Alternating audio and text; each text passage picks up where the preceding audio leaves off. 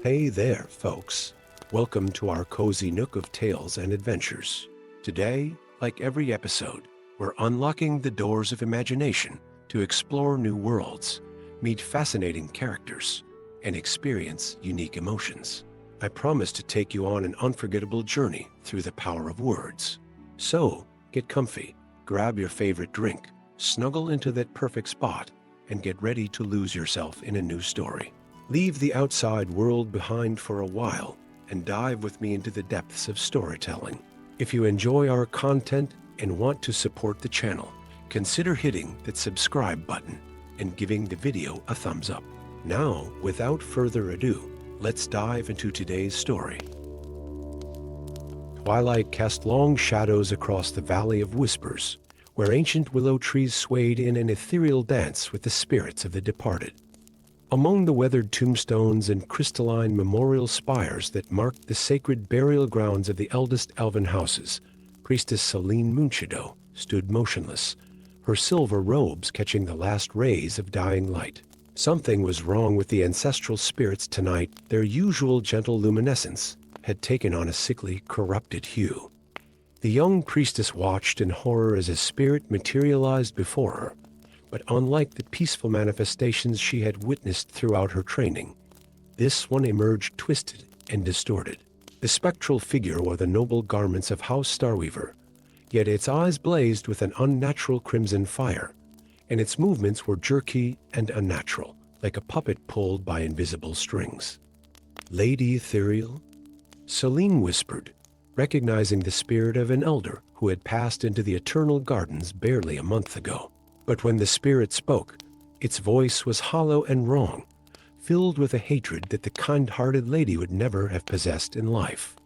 "The time of reckoning approaches, little priestess," the corrupted spirit hissed. "The old order will fall, and a new age will dawn in blood and shadow." Before Selene could respond, the ground trembled beneath her feet. From the depths of the sacred earth emerged more spirits, each one twisted and wrong, their once noble features contorted with malice. The young priestess fled through the maze of tombstones, her heart pounding against her ribs. She had to reach the sanctuary of eternal light, had to warn the other members of her order. But when she arrived at the ancient temple carved into the mountainside, she found only death and destruction. The marble columns lay shattered, the sacred crystals that had illuminated the halls for millennia were dark, and the bodies of her fellow priests and priestesses lay scattered like broken dolls. Among the ruins, a lone figure moved, a stocky silhouette that seemed out of place among the elegant elven architecture. As Selene raised her staff defensively, the stranger stepped into a shaft of moonlight, revealing the weathered features of a dwarf. His beard was braided with strips of steel, and ritual markings covered his bare arms. "Name's Grimlock," he growled, lowering the massive warhammer he had raised at her approach. "Master Smith of the Order of the Eternal Forge. Or what's left of it." His dark eyes carried the same haunted look that Selene felt in her own heart. "They came for us too, 3 nights ago. Strange magic that turned our own ancestors against us. I'm the only one who made it out alive." As the night deepened, Selene and Grimlock shared their tales of horror over a small fire in a hidden grove. The dwarf spoke of how the spirits of ancient master smiths had risen from their tombs deep within the mountains, their knowledge of craft and creation twisted into instruments of destruction. The attacks had been coordinated, striking simultaneously at the 2 orders that safeguarded the boundaries between life and death. "There's more to it than mere necromancy," Grimlock mused, his calloused fingers tracing patterns in the dirt. "The spirits, they're not just reanimated, they're changed, corrupted. Someone's poisoned the very essence of what they once were." Selene nodded, remembering the hateful eyes of Lady Ethereal. "But who would have the power to corrupt the dead of both our peoples? And why?" Their answer came 3 days later, as they tracked the movements of the corrupted spirits through the ancient crypts beneath the valley. Hidden behind a column of black marble, they watched as a tall figure in elaborate robes performed a complex ritual before a crystal altar. The air itself seemed to writhe in protest as the mysterious spellcaster drew forth spirits from their eternal rest, transforming them with dark magic into twisted shadows of their former selves. Impossible, Grimlock breathed, his eyes wide with recognition. That's Lord Argentus of the High Elven Council. But the markings on his staff, their ancient dwarven runes of binding, Celine felt her blood run cold. Lord Argentus had always been a voice for peace between their peoples, advocating for closer ties between elves and dwarves. But as they watched, he reached into his robes and withdrew a second object, a hammer that glowed with the unmistakable craftsmanship of the dwarven Eternal Forge. The Soulforge hammer, Grimlock whispered. Lost in the great sundering 1,000 years ago, we thought it destroyed when our peoples went to war. The truth began to unfold before them like a poisonous flower. The ancient rivalry between elves and dwarves, the conflicts that had kept their races apart for centuries, all of it had been carefully orchestrated. Lord Argentus was far older than he appeared, an immortal puppet master who had used the artifacts and magics of both peoples to maintain a perfect balance of hostility. But now he sought to upset that balance. With the combined power of elven spirit magic and dwarven craft, he was creating an army of the Dead One that would allow him to rule both races openly at last. The weeks that followed tested every skill and belief that Celine and Grimlock possessed. They raced across the continent, gathering allies from the shadows of both society's younger elves and dwarves who had grown weary of the ancient prejudices. In hidden groves and secret forges, they learned to combine their people's magics in ways that hadn't been attempted since the dawn of their civilizations. Celine discovered that her elven spirit songs could harmonize with the rhythmic chants of dwarven forge magic, creating protections that neither race could achieve alone. Grimlock found that his understanding of metalwork could enhance the traditional crystal focuses of elven magic, forging weapons capable of freeing the corrupted spirits rather than destroying them. The final battle took place where it had begun in the Valley of Whispers, among the bones of their ancestors. Lord Argentus had nearly completed his army of twisted spirits, but he had not counted on the power that could be wielded by those who rejected the divisions he had so carefully nurtured. As Celine's voice rose in an ancient hymn of liberation, Grimlock struck the earth with a hammer of their combined crafting.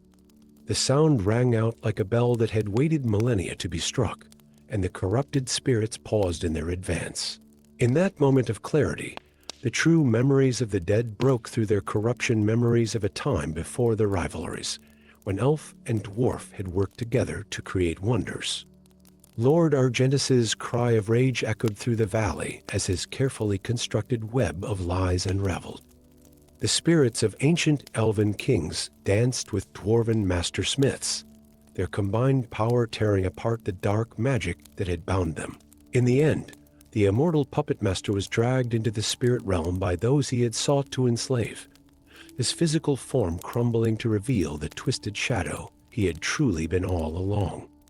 In the days that followed, as both peoples began the slow process of healing their ancient wounds, Celine and Grimlock established a new order, the Guardians of Twilight's Forge. In the very valley where death had been corrupted, they created a place where the magics and traditions of both peoples could intertwine once more. And on quiet evenings, in the light of crystals worked with dwarven craft and elven song, the spirits of the ancestors would appear not as warriors or weapons, but as teachers and friends, sharing the wisdom of ages with all who sought to bridge the divides between peoples. The Garden of Lost Souls had become a garden of renewal, where the bounties of two cultures bloomed together under the eternal stars. Story 2. High above the scarred lands of the world, where clouds parted before crystalline spires and eternal sunsets painted the sky in hues of gold and rose, the floating city of Celesta drifted like a dream made manifest. Fenris Dawnweaver stood at the edge of the crystalline observatory, his hand pressed against the enchanted glass as he watched another levitation crystal shatter in the distance, its fragments sparkling like falling stars before dissolving into nothingness. That made 7 crystals this month alone. The young guardian's heart grew heavy as he observed the subtle list to the city's western quarter, almost imperceptible to those who didn't know what to look for. But Fenris knew. As Celesta's youngest guardian of the dawn, he had memorized every crystal's resonance frequency, every subtle vibration that kept his people's last refuge afloat above the devastated world below. The great devastation had happened long before his time, when the wars between elves and dwarves had torn the very fabric of the earth asunder. Now, centuries later, the elves dwelt in their floating sanctuary while the dwarves retreated deep into their mountain strongholds, each race nursing ancient grudges and deeper wounds. But something was wrong with the levitation crystals that had kept Celesta aloft for generations. The Council of Dawn dismissed his concerns, assuring him that the crystal network was as strong as ever. Yet Fenris had spent countless nights in the archives, studying the ancient texts, and he knew the truth: the city was dying. It was during one such night of research that he found the first mention of the Dawn Forges. Hidden in a dusty tome written half in Elvish, half in Dwarven runes, the text spoke of great forges deep within the devastated lands where both races had once worked together to create the very first levitation crystals. If they still existed, if they could be found. His thoughts were interrupted by the sound of boots on crystal. Turning sharply, Fenris found himself face to face with Captain Silverhawk of the Dawn Guard, her expression stern beneath her ceremonial helm. "The council demands your presence, young Dawnweaver," she announced, her voice carrying an edge of concern. "Another quarter crystal has failed." The council chamber was a marvel of elvish architecture, its spiral walls composed entirely of salvaged levitation crystals from the early days of Celesta. But today, their usual brilliant glow seemed dimmed, as if reflecting the gravity of the situation. "Guardian Dawnweaver," High Counselor Thieler's voice echoed through the chamber, "your continued assertions about the crystal network's deterioration have caused unrest among the citizens. We cannot afford panic in these delicate times." Fenris stood his ground before the assembled council. "With respect, High Counselor, ignoring the problem won't make it go away. I found references to the Dawn Forges in the ancient texts. If we could locate them, the Dawn Forges lie in dwarf-claimed territories." Another counselor interrupted. "You would have us crawl back to those who betrayed us." But Fenris had prepared for this. Withdrawing an ancient scroll from his robes, he unfurled it before the council. "This map shows the location of the primary forge. It lies in unclaimed territory in the Valley of Whispers. We don't need the dwarves' permission to." A tremendous crack split the air, and the entire city shuddered.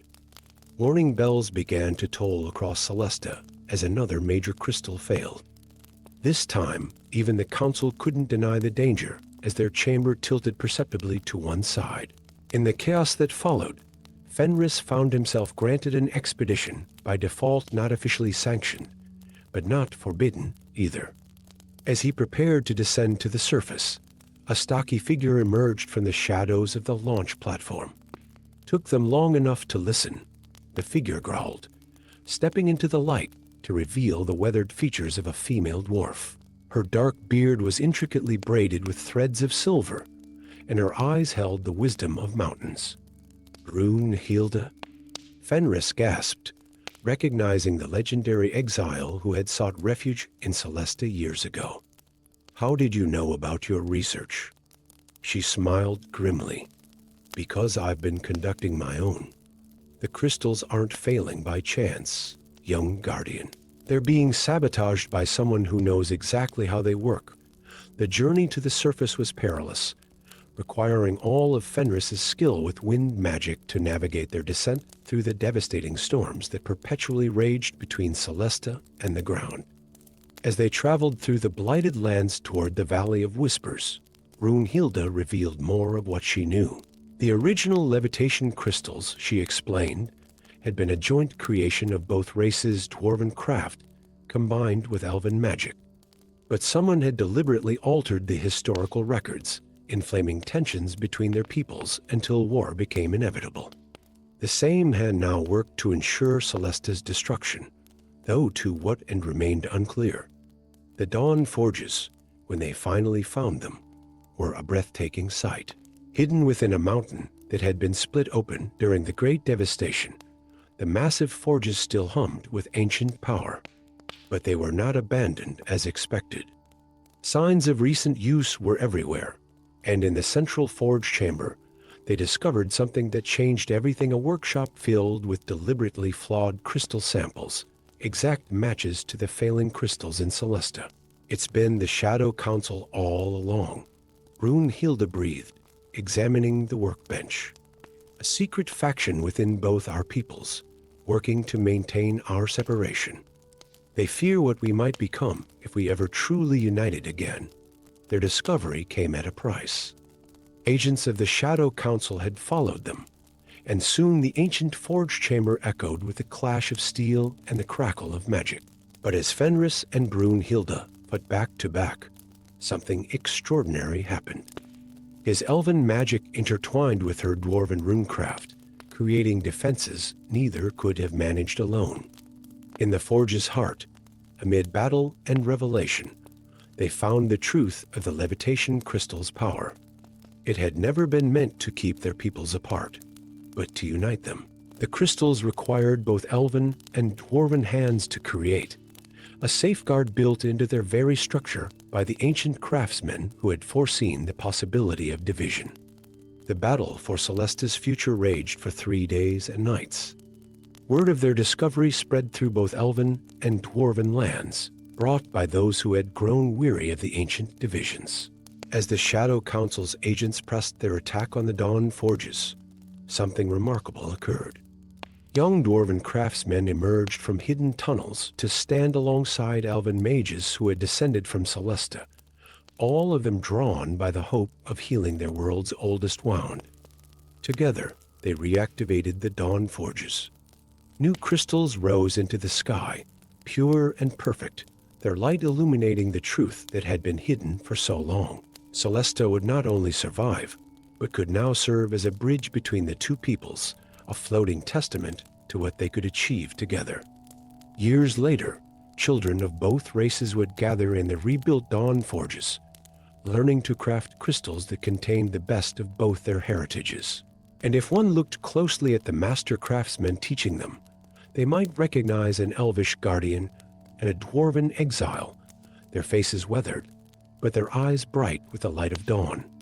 Story 3, deep within the mountain fortress of Moria, where ancient halls carved from living stone echoed with the whispers of centuries, King Thorin Forgemetral sat upon his crystal throne, the weight of the crown of 1,000 truths heavy upon his brow. The legendary artifact, wrought from ethereal mithril and studded with gems that caught and reflected every truth ever spoken in their presence, cast rainbow-hued shadows across the vast throne room. Princess Astrid watched from the shadows of a massive pillar as her father passed judgment on yet another citizen accused of harboring secrets. The young dwarf before the throne trembled as the crown's power laid bare every thought, every hidden desire, every private memory he had ever possessed. "You've been experimenting with forbidden chaos magic," the king pronounced, his voice hollow and distant as it had been ever since he first donned the crown 5 years ago. "You seek to understand why the crown's power grows stronger with each passing day." The young dwarf's eyes widened in terror. Even his thoughts were no longer his own. That night, as Astrid paced the crystalline gardens that her father had ordered constructed perfect geometric shapes that left no room for natural chaos or imperfection, she felt the weight of observation that had become constant throughout the kingdom. The crown's influence had spread like a crystal web through every level of Moria, creating a paradise of absolute truth that felt more like a prison with each passing day. Her father had not always been this way. She remembered him laughing, keeping secrets for the sheer joy of surprising her on her naming days, telling stories that danced on the edge of truth and fantasy. But the crown, said to be a gift from the ancient gods themselves, had changed him, changed everything. In the depths of the royal library, Surrounded by books whose contents the crown had deemed absolutely factual, Astrid discovered a thin volume hidden behind a loose stone. Its pages spoke of Sylvaner, the last guardian of the old chaos magics and elven hermit, who understood that truth without mystery was like a sword without a scabbard, dangerous and ultimately self-destroying. The journey to find Sylvaner would mean leaving the protective truth field of Moria, venturing into a world her father had declared dangerously uncertain. But as she watched the crown's influence spread, saw how it fed upon the dreams and memories of her people to construct its perfect reality, she knew she had no choice. The escape from Moria tested every skill she had learned in her years as a princess. The crown's influence had created a network of citizens compelled to report every truth they witnessed. But Astrid had spent years studying the one thing the crown couldn't quite grasp: the power of performance, of acting, of playing a role so completely that it became its own kind of truth.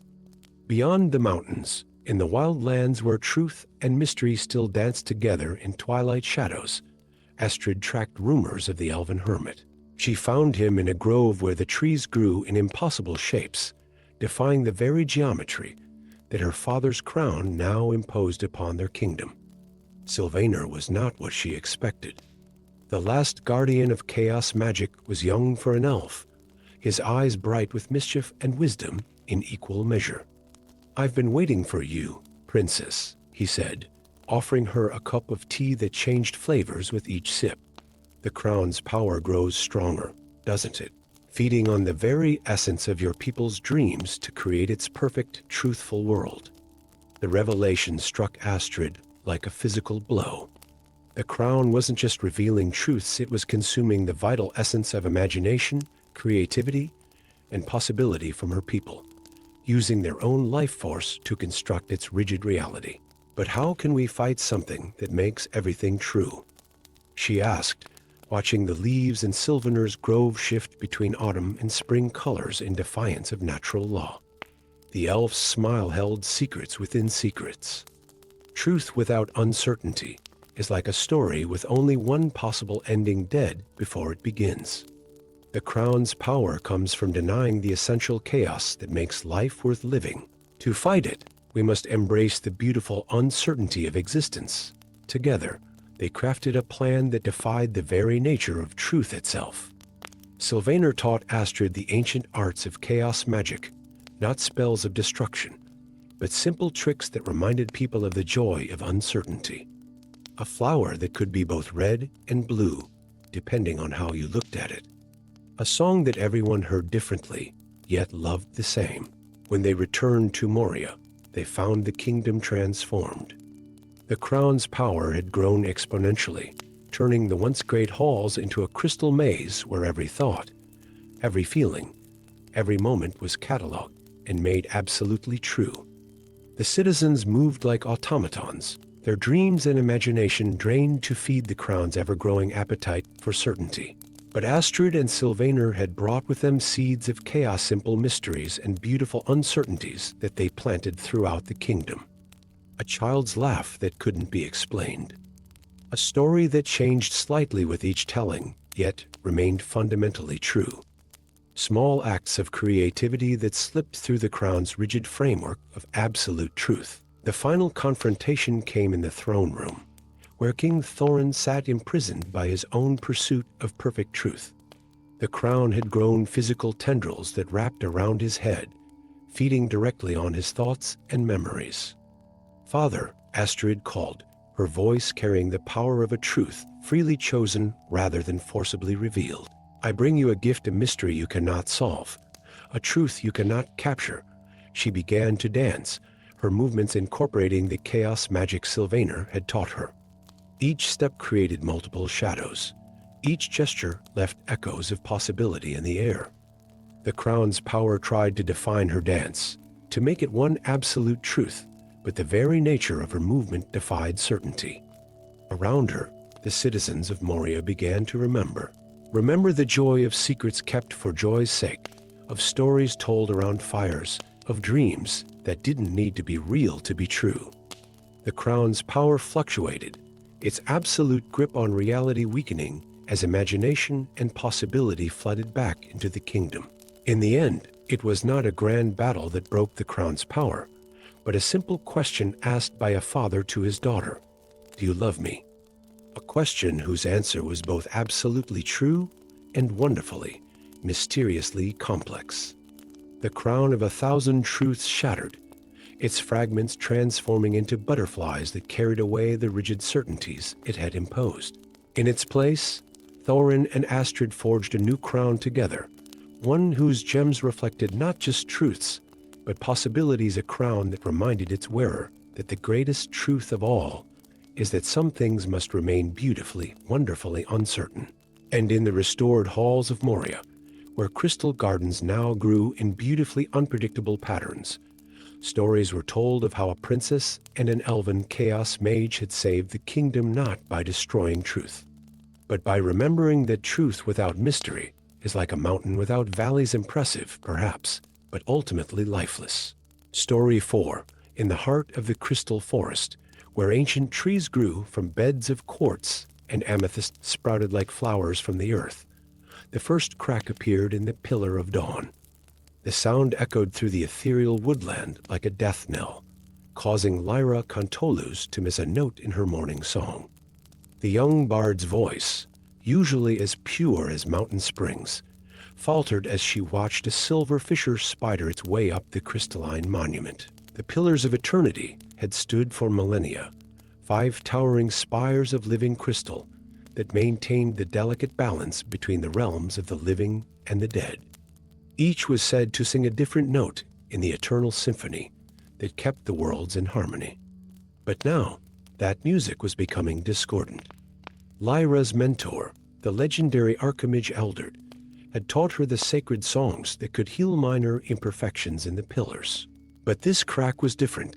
It pulsed with a sickly purple light that seemed to drink in her healing melody rather than respond to it.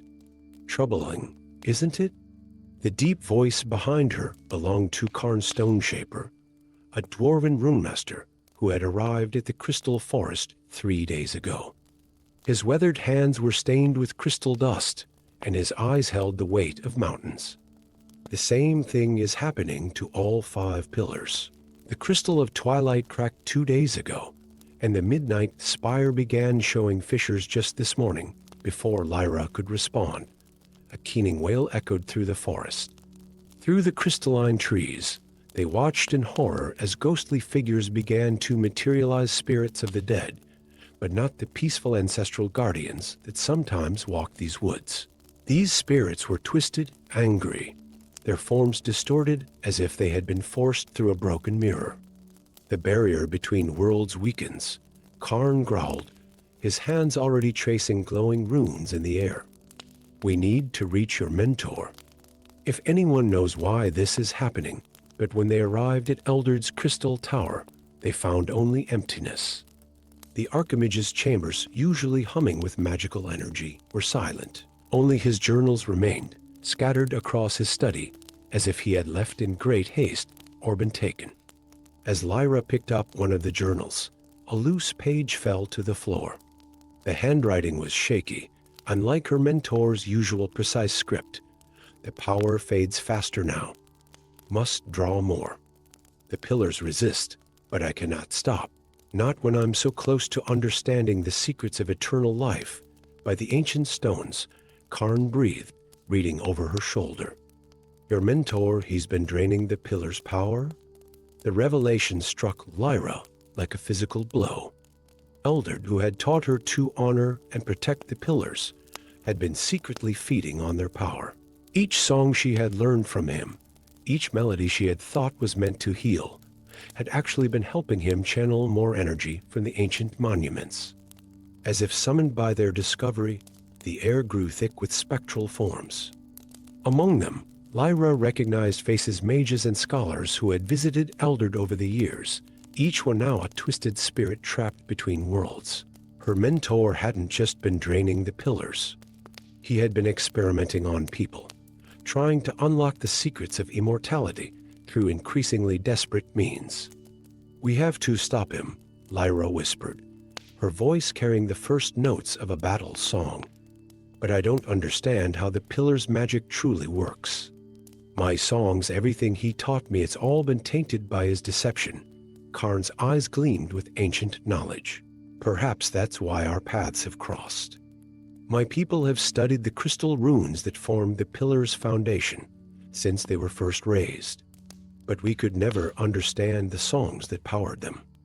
Together, though, over the next days, as the barrier between worlds continued to fracture, Lyra and Karn raced to combine their knowledge. In the dwarven archives hidden beneath the forest, they discovered the truth. The pillars had been created by both races working together, dwarven runecraft providing the structure, while elven song supplied the power. One could not exist without the other. But it was in Eldred's own journals that they found the most crucial information. The Archimage had discovered that the pillars weren't just barriers between life and death. They were living artifacts that grew and changed with the world itself. His attempts to drain their power for personal immortality were causing them to wither, like great trees deprived of water. They tracked Eldred to the heart of the crystal forest, where the 5 pillars converged. The once great mage had transformed himself into something neither living nor dead, his form shifting between solid and spectral as he conducted a dark symphony that was draining the last of the pillar's power. "My dear apprentice," he called, his voice echoing as if from a great distance. "Have you come to witness my ascension? To see how I've mastered the very forces of life and death?" But Lyra could see the truth. There was no mastery in what Eldred had become, only desperation and decay. The immortality he had achieved was a hollow mockery of true life. Drawing upon everything she had learned, Lyra began to sing. But this time, her song was strengthened by Karn's runecraft, each note resonating with symbols of power he carved into the crystal earth. Around them, the spirits of those Eldred had sacrificed found their voices, adding harmony to Lyra's melody, while Karn's runes provided the rhythm that bound everything together. The song grew, transformed, became something ancient and new at the same time. The crystals of the forest began to sing in response, each one adding its voice to the harmony. Even the twisted spirits seemed to straighten, their forms becoming clearer as the true music of the world washed away Eldred's discordant powers. The Archimage fought back with every dark art he had mastered, but against the combined power of dwarven craft and elven song, the very forces that had created the pillars in the first place, his magic withered like shadows at dawn. In the end, it was Lyra's voice that bound him, not with chains of power, but with the simple truth carried in her song, that true immortality comes not from extending one's own life indefinitely, but from being part of the great symphony of existence. The pillars were healed, their crystal surfaces now bearing both musical staffs and dwarven runes that worked together in perfect harmony. The barrier between worlds stabilized, allowing friendly spirits to cross over when needed while keeping darker entities at bay. And in the crystal forest, where elven bards and dwarven runesmiths now came to study together, songs could be heard of how the youngest bard and the master runesmith had rediscovered the most powerful magic of all, the magic of 2 peoples working as one, their different arts combining to create something greater than either could achieve alone. Lyra's own song had changed, gaining depth and resonance from her understanding of dwarven craft. And sometimes, on quiet evenings, visitors to the forest would hear her voice, twining with the steady rhythm of Karn's rune beating, their combined art calling forth magic as old as the world itself, magic that spoke not of power or immortality, but of harmony, balance, and the eternal dance of life and death. Story 5. In the twin lands of LOTR, where 2 suns danced an eternal waltz across the sky, Ethera Dawnstar stood before her ancestral blade with growing dread. The legendary Twilight blade, passed down through generations of her family's guardians, was changing. Its silvery surface, once iridescent with the light of dawn, now rippled with veins of obsidian that crept like dark ivy across the metal. The ancient prophecies spoke of such a transformation when the blade of twilight turns to shadow. The Dark King shall rise again, and his crystal dragons shall darken the twin suns. But like many of her generation, Ethera had dismissed these tales as stories meant to frighten children into obedience. Until the city of Crystal Haven vanished overnight, its spires and streets encased in black crystal that seemed to drink in light itself. "It's happening faster than we feared," the gravelly voice belonged to Thorgrim Shadowman, the exiled dwarven prince who had arrived at her doorstep 3 days ago, his dark beard braided with strands of crystal that matched the creeping darkness in her blade. "The crystal dragons are awakening one by one, and with each that rises, more cities will fall." Ethera's hand tightened on the twilight blade's hilt, feeling the pulse of ancient magic that had grown erratic, like a frightened heartbeat.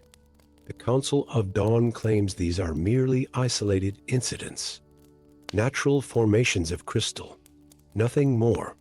Thorgrim's laugh was bitter as mountain winds. "The Council sees what it wishes to see, but you and I know better, don't we, last daughter of the Twilight Guard?" Before she could respond, the ground beneath them trembled. Through the windows of her family's ancient keep, they watched as dark crystals erupted from the earth like thorns, their surfaces reflecting twisted versions of reality. In their depths, shadows moved with terrible purpose. "The Dark King's herald approaches," Thorgrim growled, drawing his runic hammer. "We need to move," but Ethera stood transfixed, watching as the obsidian transformation of her blade accelerated, spreading like spilled ink across the metal. In its reflective surface, she saw not her own face, but the visage of an ancient queen, her ancestor, whose eyes held both warning and revelation. The journey that followed took them across the twin lands, through crystal forests where light bent in impossible ways, and across plains where the twin suns cast double shadows that moved independently of their owners. With each passing day, more cities fell to the creeping crystal darkness, and more of the legendary crystal dragons took to the sky's beautiful and terrible beings whose scales reflected corrupted versions of the world below. It was in the ruins of an ancient dwarven library, its walls lined with crystals that still held recordings of long-dead scholars, that Thorgrim finally revealed the full truth. The Dark King was no king at all, but rather a title passed down through a line of guardians parallel to Ethera's own line that had begun with her ancestor's twin sister.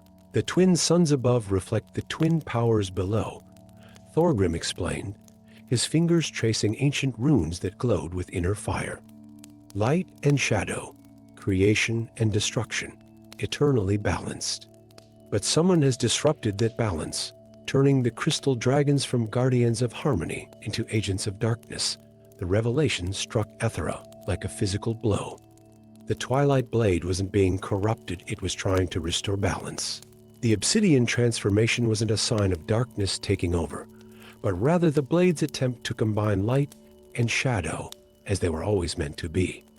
Their final battle took place in the Valley of Reflections, where every crystal surface showed a different version of reality.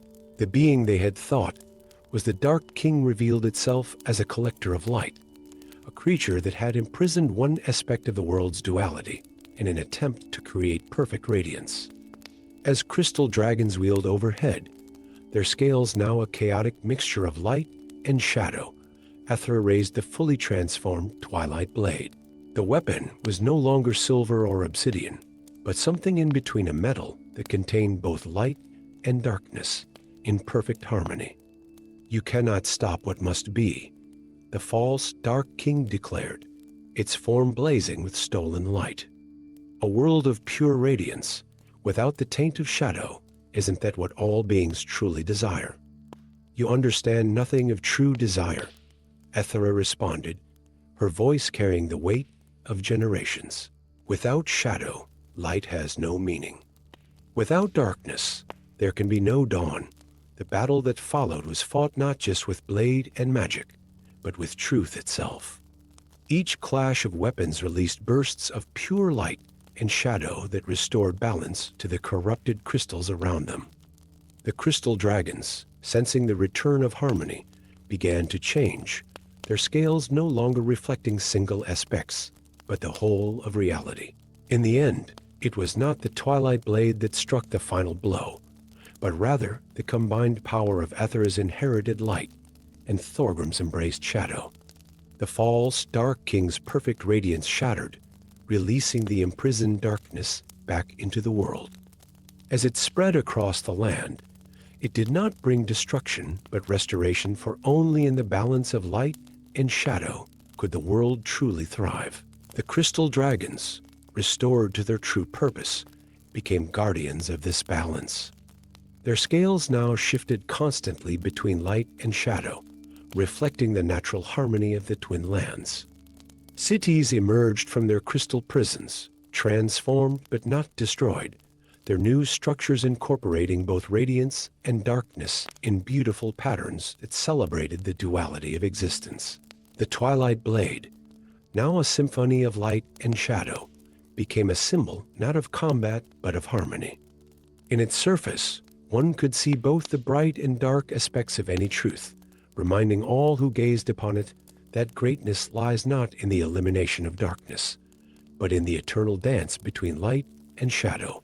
And in the years that followed, when visitors to the Twin Lands would ask why their realm had two suns, Aethera would smile and tell them to look more closely, for what they saw as two separate lights was really one source.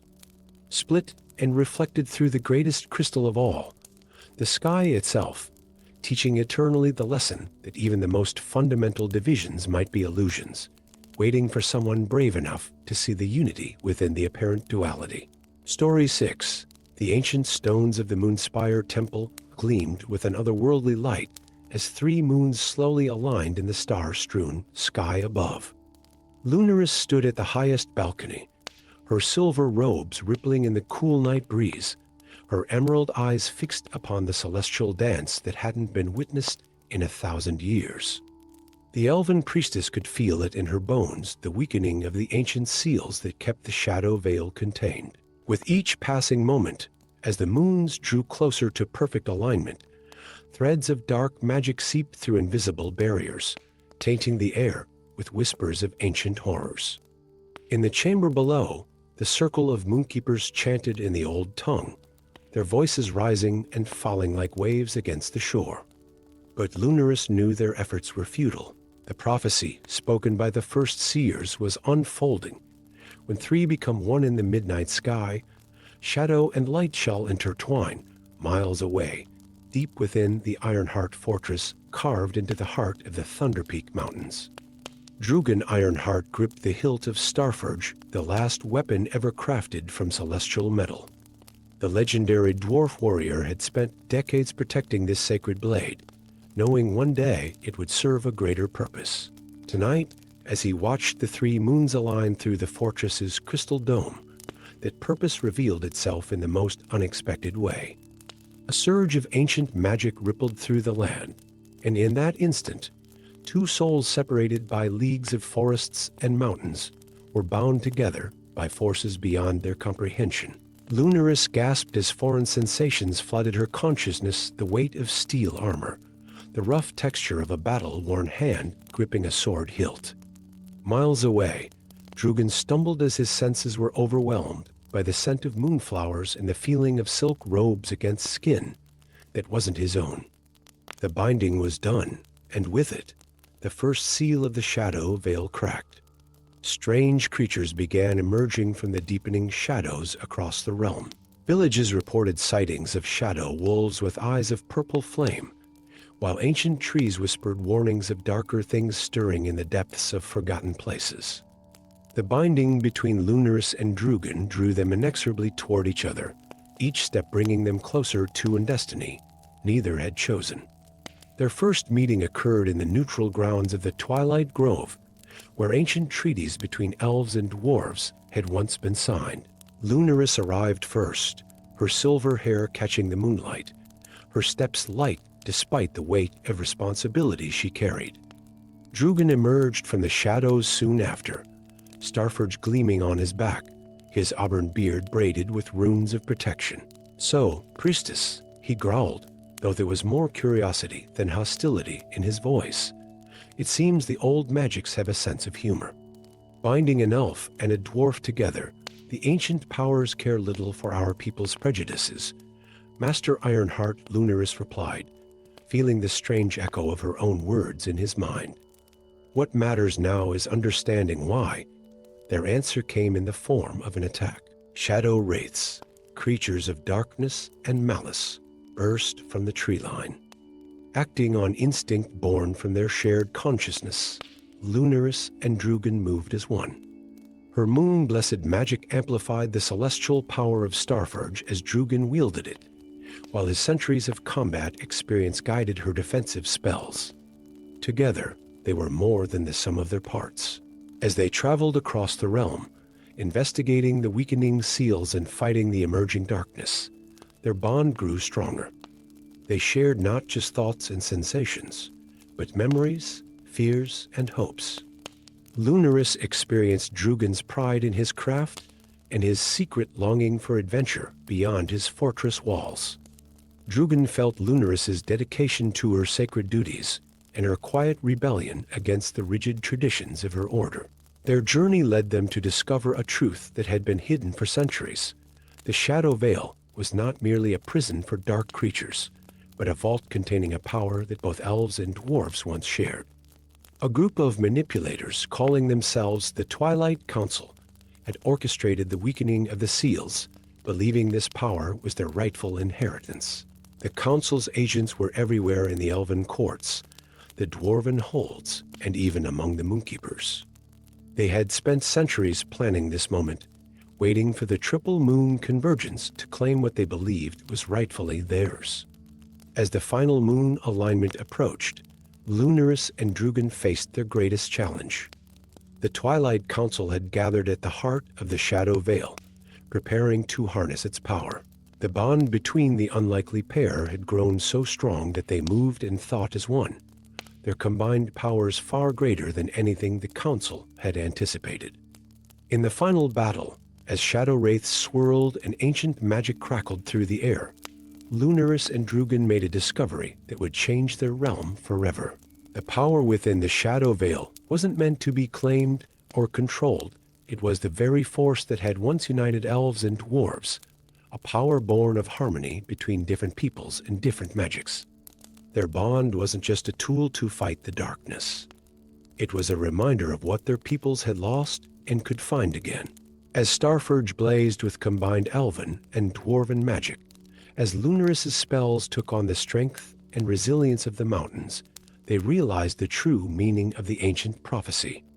Standing together at the heart of the Shadow Veil, they made a choice that would echo through generations. Instead of sealing away the power once more, they used their bond to channel it, releasing it back into the world not as a force to be controlled, but as a reminder that the greatest magic comes from unity and diversity. The triple moon convergence ended not with the catastrophe many had feared, but with a new beginning. The shadow creatures returned to their realm not through force, but through choice, as balance was restored to the world. The Twilight Council's plans crumbled as they realized the power they sought had transformed into something they couldn't grasp. Lunaris and Drugan's bond remained, a living testament to the old magics and new possibilities. Their story became legend, told in both elven forests and dwarven halls, not just a tale of heroes who saved the realm, but of two souls who proved that the strongest magic comes not from ancient artifacts or celestial alignments, but from the bridges built between different hearts. In the years that followed, the Moonspire Temple and Ironheart Fortress became sanctuaries where both peoples could gather, where young elves and dwarves could learn each other's ways. And on nights when the three moons drew close in the sky, those with keen eyes could spot two figures standing together on the highest balcony, an elven priestess in silver robes and a dwarven warrior with a starlit blade, their silhouettes merging into one as they watched over the realm they had helped to transform. Bound not by ancient magic anymore, but by something far more powerful: understanding, respect, and friendship. Story 7. The morning sky erupted in gasps of wonder as Celesta, The legendary city in the clouds materialized through the eternal mists like a dream taking physical form. Its crystal spires pierced the heavens, while ancient architecture of impossible grace defied everything known about stone and gravity. Streets of moonstone and buildings of opal cast prismatic light across the lands below, creating rainbows that danced across the stunned faces of elves and dwarves alike, who stood witness to this miraculous return. Aerith stood atop the highest tower of the Windweaver Academy, her silver-white hair whipping around her face, as she channeled the air currents with graceful movements of her hands. The young elven mage had always felt more at home in the sky than on solid ground, but even she trembled at the sight of the floating metropolis that had vanished from history 5 centuries ago. Meanwhile, deep within the mechanical wonderland of the Forge District, Master Forge Brightbeard wiped grease from his weathered hands as he gazed up at Celesta through the giant glass dome of his workshop. Around him, his latest creation, a network of brass and copper wings powered by crystallized lightning, hummed with anticipation. The dwarf inventor had spent decades perfecting his flying machines, earning both ridicule and reluctant admiration from his people. Now, vindication floated above like a second sun. Neither of them expected the summons that arrived simultaneously, scrolls materializing in bursts of golden light, bearing the seal of the Order of Winds, a society so ancient and secretive that most believed it mere legend. The message was simple, yet urgent. Celesta falls. The dream fades. You are needed. Their paths converged at the Twilight Plaza, where the Order maintained its last hidden sanctuary. Aerith arrived on a self-generated whirlwind, while Forge ascended in his latest flying contraption, its wings catching the light like dragonfly shells. Their meeting was watched by Master Zephyrus, last of the Wind Sages, whose ethereal form seemed to shift between solid and mist with each breath of air. Celesta's return is no blessing, the ancient sage pronounced, his voice carrying the weight of centuries. It heralds catastrophe. The city is being devoured from within by the dream shade, an entity that feeds on memories and dreams. If it is not stopped, Celesta will fall from the sky, crushing the kingdoms below. Together, they ascended to the floating city through paths of wind and wonder. Aerith's magic complemented Forge's technology in ways that surprised them, both her winds providing lift to his mechanical wings, his devices helping her stabilize the increasingly chaotic air currents around Celesta. The city they discovered was both magnificent and haunting. Streets lined with buildings of impossible architecture stretched before them, each structure a fusion of elven grace and dwarven engineering that suggested their peoples had once worked as one. But something was wrong. The few inhabitants they encountered moved like sleepwalkers, their eyes glazed and memories fading. The very air seemed to shimmer with half-formed dreams. In the city's heart, they found the source, the dream nexus, an ancient chamber where the collective hopes and memories of Celesta's people had once been stored as pure energy, powering the magic that kept the city aloft. Now it pulsed with sickly light as the dream shade fed upon these precious memories, growing stronger with each passing moment. The entity revealed itself as a being of shadow and stolen dreams, wearing faces from memories it had consumed. It spoke of loneliness, of centuries spent watching the world below, of envy for those who could still dream new dreams.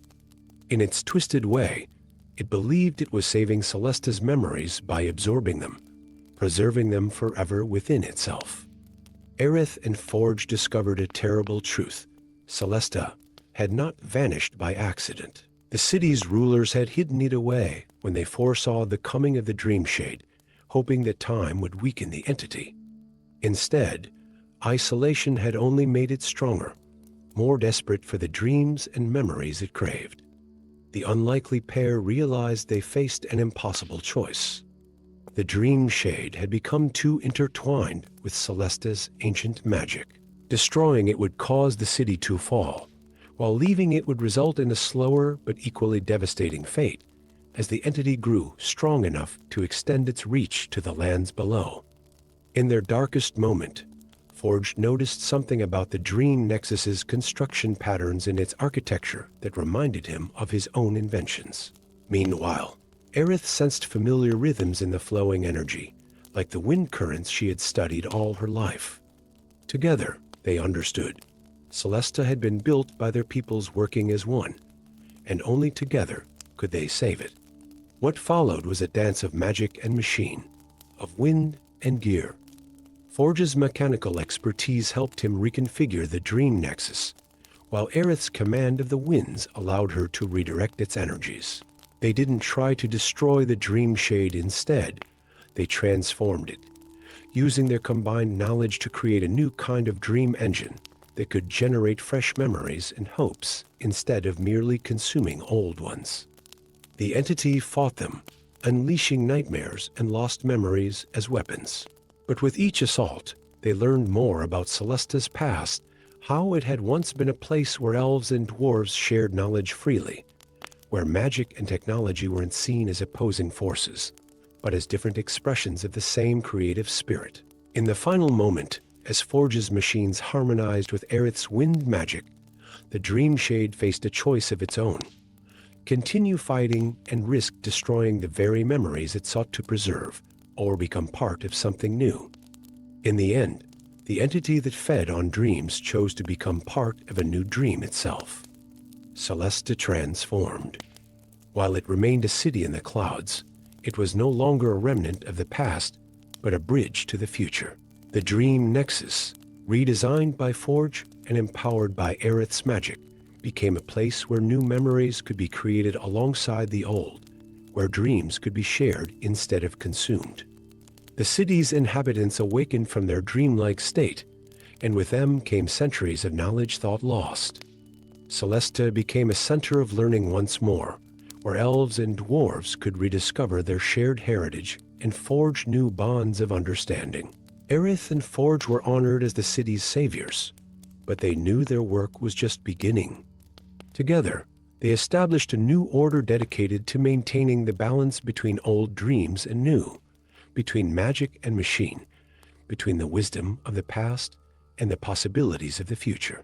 And on clear nights, when the stars shine brightest, those who look up at Celesta might catch glimpses of an elf riding the winds alongside a dwarf in his flying machine, their laughter echoing across the sky as they patrol their shared domain. Guardians of a dream that chose to wake up and grow instead of remaining forever frozen in memory. Story 8. Deep within the abandoned mines of Moria, where ancient pillars rose like petrified giants and forgotten forges lay silent in eternal darkness, Prince Drogon's torch illuminated something that shouldn't have existed, a mirror floating in mid-air. Its frame crafted from a metal that seemed to absorb light rather than reflect it. The young dwarf prince, his beard barely reaching his chest and decorated with the silver rings of his royal lineage, stood transfixed as images began to form in the mirror's surface. He watched in horror as scenes of devastation played out before him. Vast armies of elves and dwarves fighting side by side against a darkness that devoured magic itself, their weapons turning to dust, their spells fading like morning mist, the very essence of their world being consumed by an insatiable void. Hidden in the shadows, watching this discovery with eyes that held centuries of secrets, stood Elendril. The elven archer had been tracking the prince for days, her steps silent as falling snow, her presence concealed by magic, passed down through generations of the timekeepers and ancient order she alone now represented. The prince's discovery of the mirror of prophecy had been foretold, but what happened next was not. As Drogon reached out to touch the mirror's surface, a surge of temporal energy exploded through the chamber. Reality rippled like a stone cast into still water, and in that moment, both dwarf and elf saw the full scope of what was coming and how little time they had to prevent it. "You might as well show yourself," Drogon called out, his hand resting on the warhammer at his belt. "The mirror showed me you were there." Elendril emerged from the shadows, her silver hair catching the torchlight, the marks of the timekeepers glowing faintly on her skin. "Then it also showed you why I've been following you," Prince of the Deep Halls, their unlikely alliance formed in that moment of shared knowledge. The mirror had revealed fragments of an ancient artifact, the chronolith scattered across the divided realms. Only by reuniting these pieces could they hope to seal the growing rifts in reality, tears in the fabric of existence through which the magic-devouring force was beginning to seep. Their journey took them first to the crystal spires of Luminara, where elven scholars kept records dating back to the First Age.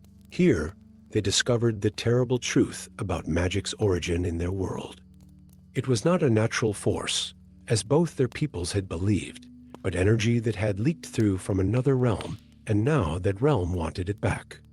In the Thunder Peaks, where dwarven holds stood like crowned giants against steel-gray skies, they found the first fragment of the chronolith embedded in the heart of an ancient forge. But removing it revealed another truth. Each piece of the artifact carried a memory of how magic first entered their world, and with each memory came a price. The second fragment lay in the heart of the Whispering Woods, where trees walked and spoke in tongues of leaf and root. Here, Elindril learned that her order, the Timekeepers, had not been created to protect time, but to prepare for its ending. The knowledge weighed heavily on her, even as she felt the power of the fragment resonating with her bloodline. Their quest led them through the Shadowlands, where reality were thin and echoes of other worlds bled through like watercolors running together.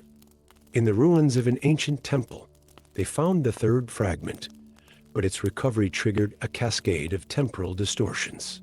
Cities from the future began appearing in the present, while ancient battlefields materialized in the middle of peaceful valleys. The fourth fragment lay in the depths of the Void Sea, where light bent and magic behaved according to alien rules. Here, they encountered beings that existed between moments of time, their original guardians of magic in their world. These entities revealed the final truth.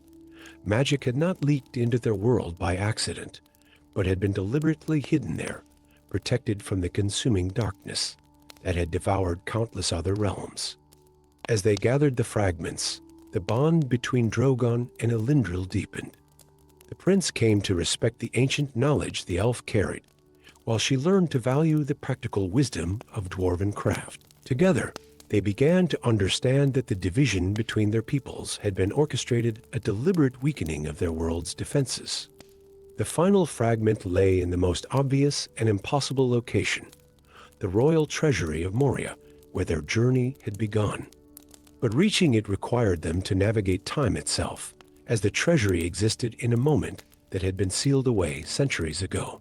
In the heart of the ancient dwarven city, as reality unraveled around them, Drogon and Elindril faced their ultimate challenge. The chronolith, once assembled, didn't just seal rifts in reality, it provided a choice. They could send magic back to its original realm, saving their world, but fundamentally changing it forever, or they could fight the darkness directly, refusing to surrender what had become an integral part of both their people's existence. In that moment of choice, they realized why the mirror had brought them together. The decision couldn't be made by one people alone. It had to be a choice made in unity, understanding both the weight of ancient knowledge and the price of progress. They chose to fight. The final battle took place across multiple times simultaneously in the past, present, and possible futures. Drogon's mastery of craft and Elindril's understanding of temporal magic allowed them to forge a new path.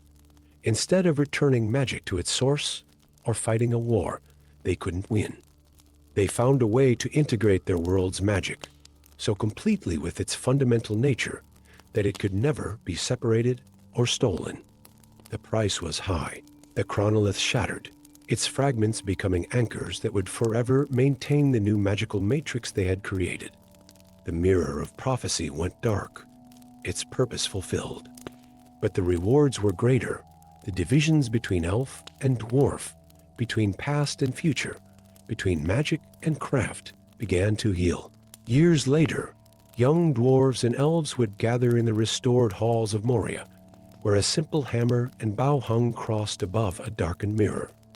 They would learn of how a prince who dared to look into time's depths and an archer who carried time's wisdom in her blood had changed the fate of their world. But more importantly, they would learn that the greatest magic comes not from ancient artifacts or profound knowledge, but from the willingness to reach across ancient divides and forge new paths together. Story 9. The great dragon Azurus circled the crystal spire of unity, his azure scales reflecting moonlight like ripples on a midnight lake. Below, the combined court of elves and dwarves gathered for the millennial celebration of peace, a peace maintained by both the crown of harmony that sat upon its pedestal and Azurus himself, who had guarded it since the days of the first alliance. Yet on this night, as the celebrations reached their peak, Azurus did the unthinkable. With a movement faster than lightning, he swooped down through the spire's open dome, snatched the crown in his ancient claws, and vanished into the star-strewn sky, leaving only scattered scales and shocked silence in his wake. In the chaos that followed, few noticed the half-elven woman standing in the shadows of a crystal column. Thalia's mismatched eyes, one emerald like her elven mother's, one gray like her human father's, followed the dragon's path with a mixture of dread and recognition. For in the moment before Azurus took flight, their eyes had met, and she had seen something that chilled her to her core: fear. On the other side of the great hall, grim Shadowforge's hands tightened around the hilt of Moonshard, the legendary blade he had forged from star metal and dragon's breath. The dwarf master smith had created weapons that had become legend, but none bore the weight of prophecy like this one, a blade destined to shine brightest when darkness rises highest. Their paths crossed in the chamber of ancient scrolls, where both had come seeking answers. Thalia's knowledge of ancient languages complemented Grimm's understanding of dwarven prophecies, and together they uncovered a truth hidden for millennia. Azurus hadn't betrayed them, he was trying to save them. Deep beneath the mountains, in caverns older than both their races, something was stirring. An army of shadow, bound since the First Age, fed on the discord that grew between peoples. The crown of harmony hadn't just maintained peace, it had been containing this ancient evil, and now it was weakening. Azurus had taken the crown not to destroy it, but to prevent it from shattering under the growing strain. But in doing so, he had inadvertently accelerated the very crisis he sought to prevent. Without the crown's presence, old prejudices began to resurface. Whispers of war echoed through both elven forests and dwarven halls. Guided by fragments of prophecy and Thalia's unusual ability to sense magical disturbances, they tracked Azurus to the Twilight Mountains. The journey forced them to confront the prejudices of both their peoples. Thalia had spent her life between two worlds, never fully accepted by either. Grimm had devoted himself to his forge, his innovations often dismissed as too radical by traditional dwarven smiths. In the Shadow Mist Valley, they faced their first test. Shadow wolves, harbingers of the ancient evil, attacked under cover of unnatural fog. Grimm's blade sang with starlight as it clove through the shadows, while Thalia's mixed heritage proved to be a strength rather than a weakness, her unique magical signature confusing and disrupting the shadow creature's senses. They found Azurus in the Shrine of the First Light, a sanctuary so old it predated the division between elves and dwarves. The great dragon lay wounded, darkness seeping from cuts that wouldn't heal, the crown protected within a sphere of his own life force. "I should have known it would be you too," the dragon spoke, his voice carrying the weight of ages. "The prophecy speaks of unity born of division, a half-blood and an outcast, bringing together what was sundered. The truth he revealed shook the foundations of their world. The crown of harmony wasn't just a symbol, it was a key, forged from the essence of both elven magic and dwarven craft. And now it was needed to seal the Void Gate, an ancient portal through which the Shadow Army was beginning to emerge. But using the crown would require something unprecedented, a perfect fusion of elven magic and dwarven craft. This was why Azurus had waited, watching Thalia and Grimm from afar, knowing their unique perspectives would allow them to attempt what pure-blooded elves and traditional dwarves could not. As shadows began to pour from the mountain's depths, Thalia and Grimm undertook their desperate gambit, while Azurus used the last of his strength to hold back the tide of darkness. Thalia channeled her mixed magical heritage through Grimm's star-forged blade. The crown resonated with their combined efforts, its power growing rather than diminishing as it was used in the way it was truly meant to be, not to enforce harmony, but to create it. The Shadow Army fell back before this new power, but their leader, an entity of pure darkness that had waited millennia for freedom, would not be so easily defeated. It offered them a terrible choice: use the crown to seal the gate and save the world, but lose the very thing that had maintained peace between their peoples. In that moment of choice, Thalia and Grimm realized what true harmony meant. Not the enforced peace of magical artifacts, but the genuine understanding that came from working together despite differences. With this knowledge, they found a third path. Using Grimm's crafting knowledge and Thalia's unique magical perspective, they transformed the crown. Instead of containing its power in a single artifact that could be lost or stolen, they used it to forge a network of smaller harmonies, countless links between elves and dwarves, between magic and craft, between different ways of seeing the world. The Shadow Army was defeated not by force, but by the failure of its basic premise. It had fed on division, but now faced a unity that ran too deep to break. As the last shadows faded, Azurus gave them one final gift, his own essence, dispersed across the land to maintain the network they had created. In the years that followed, the crystal spire was transformed from a temple housing a single crown to a center of learning where all peoples could share their knowledge and skills. The pedestal where the crown once sat now held Moonshard, its star metal surface etched with the story of a half-elven woman and a dwarf craftsman who learned that true harmony comes not from ancient artifacts, but from the courage to reach across ancient divides. And on quiet nights, those who walk the mountain paths sometimes glimpse a shimmer of azure scales in the starlight, a reminder that the greatest guardian of peace is not power or prophecy, but understanding. Story 10. In the heart of the crystal forest, where ancient trees were mantles of living gemstones, and the air sparkled with motes of magical light, young Lyriel pressed her hand against the bark of an elder oak. The elven maiden's emerald eyes widened as the tree's whispers filled her mind, not with the usual songs of spring or murmurs of distant rains, but with warnings of a darkness that crept through the royal bloodline like frost across a midnight pond. The revelation came too late.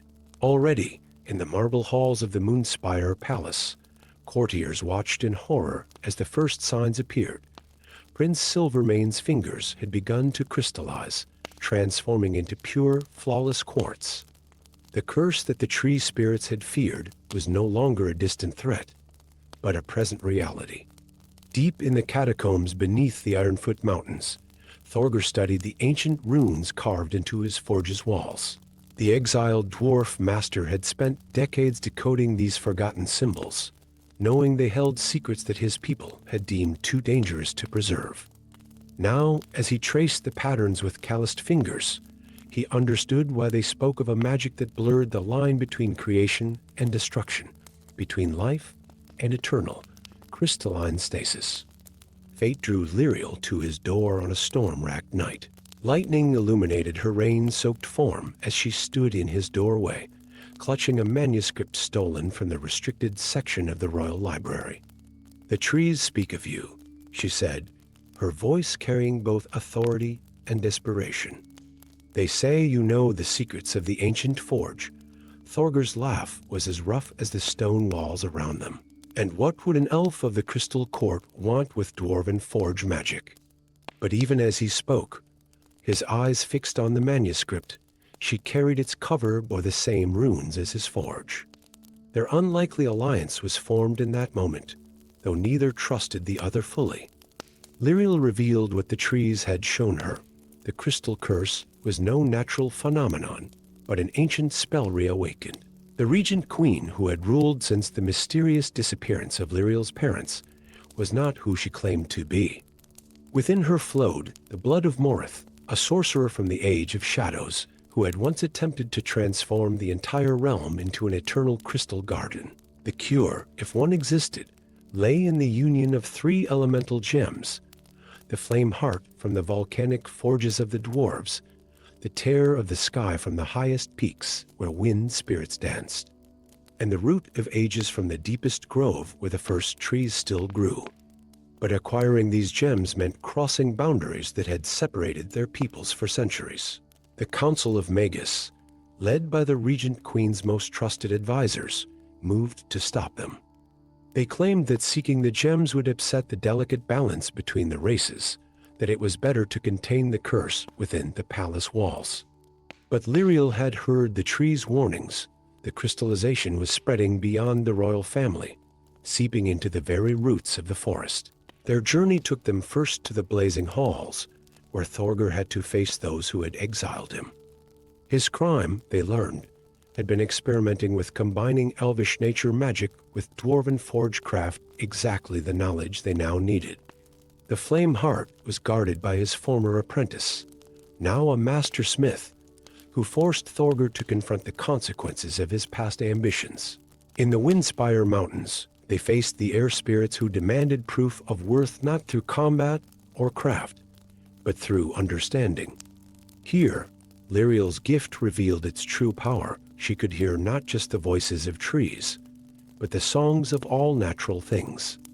The wind spirits, impressed by her ability to harmonize with their ancient melodies, granted them the tear of the sky. But it was in the deep grove where their greatest challenge awaited. The root of ages was protected by the first tree, a being as old as the realm itself. Here, they discovered the truth about the curse's origin. The Regent Queen was indeed Moreth reborn, but her goal was not mere domination. She sought to preserve their world in crystal, having foreseen a future where magic itself would fade from the realm. As they raced back to the Moonspire Palace, the crystallization accelerated. Entire forests began to transform, their leaves becoming delicate crystal chimes that sang with trapped memories. The Regent Queen's magic had grown strong enough to begin her final spell, drawing power from each newly crystallized life. The solution, when they found it, required what both their peoples had long feared: a true mixing of their magics. Thorgr's forgecraft could shape the gems into a focusing array, while Lyriel's connection to the natural world could guide their power. But the price would be high. The gems would consume themselves in the casting, and with them, much of the ancient magic both races had hoarded.